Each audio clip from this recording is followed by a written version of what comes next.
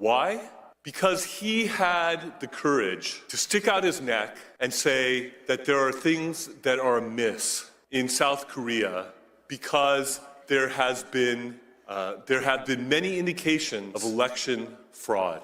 Thing about that, I think, here in the United States. And there is a parallel situation going on. President Yoon, indeed, has been called the Donald Trump of Asia. And he declared martial law in order to try to seize evidence in regards to the election cheating that he believes has run rampant and has given the Liberal Democratic Party in South Korea an overwhelming supermajority in South Korea that they have used in legislative tyranny to overrun the country, to give a haven to North Korean spies, to welcome the influence of the Chinese Communist Party. And they are rushing through a conviction process potentially before the Constitutional Court that if 6 justices on that court vote to remove him from office, he will be prematurely removed from office even though he was the duly elected president of Korea by the people of South Korea.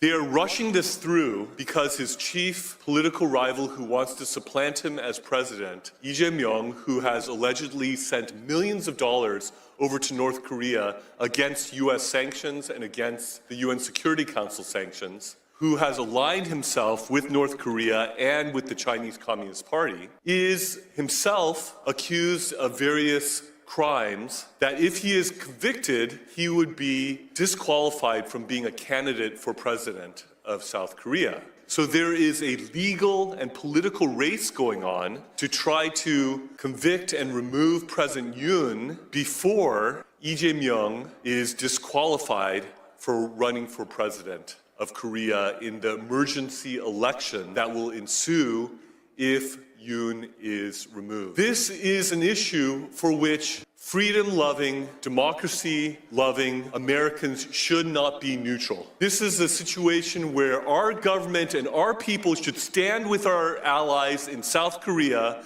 and with President Yoon and stand up and be counted and let the world know that the robbing of democracy and the destruction of democracy, that we spilled blood to the tune of 50,000 casualties in the Korean War, will not be in vain, but that the democracy in South Korea could flourish and the people's elected president, President Yoon, who loves America, who is closely aligned with America, would be able to be vindicated in the Constitutional Court and restored to his rightful office.